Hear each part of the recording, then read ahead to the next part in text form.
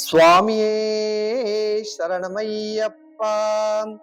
துளசிமணி மார்பழகனே சரணமையப்பா. தூய உள்ளம் கொண்டவனே சரணமையப்பா. சுவாமி சரணம். ஒரு முக்கியமான பதிவை இந்த நேரத்துல அனைத்து சுவாமிமார்களும் தெரிஞ்சுக்கிறதுக்காக இந்த வீடியோ பதிவு என்னன்னா, கன்னி சுவாமிமார்களும் 108 மாலையும் அப்படிங்கிற இந்த தலைப்பு. இது எதற்காக அப்படின்னா, இப்ப நிறைய சுவாமிமார்களுக்கு சபரிமலைக்கு மாலை போட்டுன்னு விரதம் இருந்து இருமுடி கட்டி சபரிமலைக்கு போகணுங்கிற ஆசை சுவாமிமார்களுக்கு இருக்கு. ரொம்ப சந்தோஷம். தாராளமா விரதம் இருந்து மண்டல காலத்தை பூர்த்தி செய்து குருசுவாமியினுடைய துணையோட சபரிமலை யாத்திரையை மேற்கொள்ளலாம், தவறு கிடையாது. ஆனா இந்த மாலை போட்டுக்கிறதுக்கு ஒரு மாலை வாங்கணும் இல்லையா? இது மாதிரியான நம்ம துளசி மாலை, இது மாதிரியான மாலைகள் நம்ம வாங்க வேண்டியது இருக்கும் இல்லையா? இந்த மாலையை வாங்கறதுல கன்னி சுவாமிகளுக்குலாம் பெரிய டவுட் என்னன்னா, ஒவ்வொரு மாலை கடையிலையும் போயிட்டு அந்த மாலை கடைக்காரர்கிட்ட மாலையை வாங்கி அந்த மாலையில ஒன்னொன்னா எடுத்து எண்ணிட்டு இருக்காங்க. 108 இருக்கா, மணிகள் 108 மணி இருக்கா, 108 மணி இருக்கான்னு இதை எண்ணிட்டு இருக்காங்க. இதை எண்ணும் பொழுது இதை எண்றது கூட ஒரு அவர்களுடைய ஒரு ஆத்ம திருப்தியோட எண்றாங்கன்னு எடுத்துக்கலாம். அதை வாங்க போகும்பொழுது சுவாமிமார்கள் காலில் செருப்பு போட்டுக்கிட்டு போனை பேசிக்கிட்டு மற்றவங்களை தள்ளிக்கிட்டு இல்லை எதையாவது டீ குடிச்சுக்கிட்டு இது மாதிரி ஐயப்ப மாலை எடுத்து 108 எண்றதுனால என்ன ஒரு பலன் கிடைக்கும் அப்படிங்கிறத யோசிச்சுப்பாங்க. இது ஒரு சரியான முறையும் கிடையாது. அதாவது 108 மாலை இருக்காங்கிறத ஒரு மாலை வாங்கும் பொழுது அதற்கு பவித்திரமாக குளிச்சுட்டு சுத்தத்தோட முதலில் ஐயப்ப சுவாமிக்கு ஒரு கற்பூரம் ஏற்றி குருவின் கிட்டையும் தாய் தகப்பன்கிட்டையும் அனுமதி பெற்ற பிறகுதான் மாலையை கையிலேயே தொடணும். நம்மளுடைய போயிட்டு சீப்பை ஒரு மேக்கப் செட் வாங்குற மாதிரி மாலையை நம்மளோட டிசைனுக்கு ஏற்ற மாதிரி பார்த்துலாம் வாங்கக்கூடாது. அழகுக்கு ஏற்ற மாதிரி ஃபேன்சியாக மாலை வாங்கக்கூடாது. அந்த மாலையாகப்பட்டது துளசி மாலையாக இருந்தால் 108 உரு என்றதை மட்டும் கவனத்தில் வச்சுக்க கூடாது. அந்த மாலைக்கு என்ன மகத்துவம் இருக்கு, வீட்டில் முதல்ல அனுமதி பெற்றுதான் சபரிமலைக்கு மாலை போடணும்.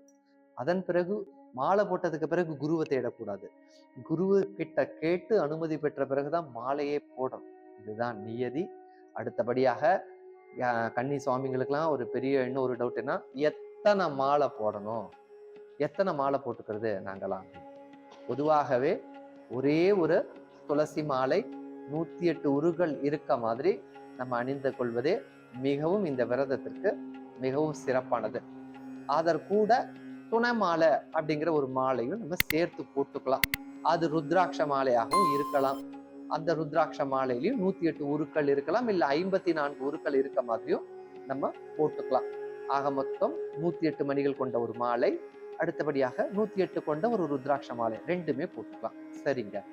அடுத்தபடியா இன்னொரு மாலையும் நம்ம போடலாம்.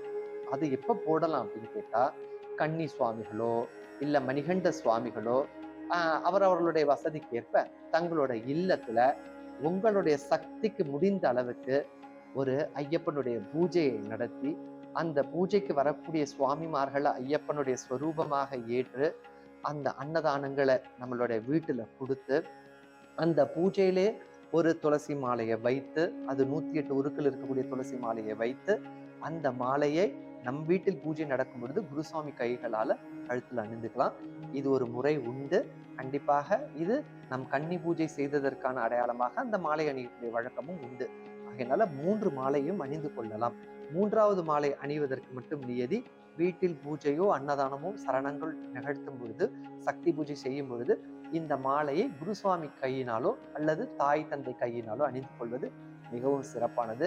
ஆகவே முதல் முறை மாலை அணியக்கூடிய சுவாமிமார்களும் சரி, பழமலக்காரர்களாக சொல்லக்கூடிய நிறைய வருடங்கள் சபரிமலைக்கு போனவர்களும் சரி, மற்ற சுவாமிகளுக்கு மாலை வாங்கி கொடுக்கும் பொழுது அதற்கு நியமங்கள், வீட்டிலிருந்து குளித்து தாய் தகப்பனிடம் அனுமதி பெற்று குருவின் அனுமதியுடன் பவித்திரமாக காலில் காலணி அணியாமல் எந்த ஒரு பொழுதுபோக்கு சிந்தனையுடன் அந்த மாலையை தொடக்கூடாது. தெய்வீக சக்தியுடன் அந்த மாலையை வாங்க வேண்டும். அந்த மாலைக்கும் சக்தி உண்டு என்பதை உணர்ந்துதான் அந்த மாலையை நம்ம போட்டுக்கணும். ஆகையினால அந்த மாலை போடும் பொழுது அந்த மாலையில இருக்கக்கூடிய 108 என்றத ஒரு பக்கம் இருந்தாலும் அந்த மாலைக்குரிய மகத்துவத்தை உணர்ந்து அந்த மாலையை நம்ம வாங்கி அதை முறைப்படி அதை அடுத்த நாள் மாலை அணிகிறோம்னா இன்றைக்கு அந்த மாலையை பால், பசும்பால் அல்லது பன்னீர், அதுவும் அல்லனா சந்தனத்தில் தண்ணீர் கலந்து இதில் ஊற வைத்து அடுத்த நாள் காலையில் வெற்றிலை பாக்கு, பூ, பழம், தேங்காயுடன் மாலையை உலர்த்தி கொண்டு ஆலயத்திற்கோ அல்லது வீட்டில் குருசாமியை வரவழைத்தோ அல்லது வீட்டில் தாய் தந்தையிடம் கூட பாதத்தில் நமஸ்காரம் செய்தோ அல்லது பாத பூஜை செய்து கூட இந்த ஐயப்பனுடைய விரத மாலையை அணிந்து கொள்ளலாம். ஆகையால் 108 மாலையும் கன்னி சுவாமியும் அப்படிங்கிற இந்த பதிவுல மாலையை பற்றிய சிறிய விளக்கத்தை உங்களுக்கு சொல்லியிருக்கோம். இது கமெண்ட்ஸ்ல ஐயப்ப சுவாமி கேட்டிருந்தாங்க, அதற்காக இந்த விளக்கத்தை கொடுத்துருக்கோம். மேலும் ஏதேனும் தகவல்கள் தெரிஞ்சுக்கணும் அப்படின்னா கமெண்ட் செக்ஷன்ல எழுதுங்க. மீண்டும் ஒரு வீடியோ பதிவுல அனைவரும் சந்திக்கிறோம். சுவாமியே சரணமையப்பா.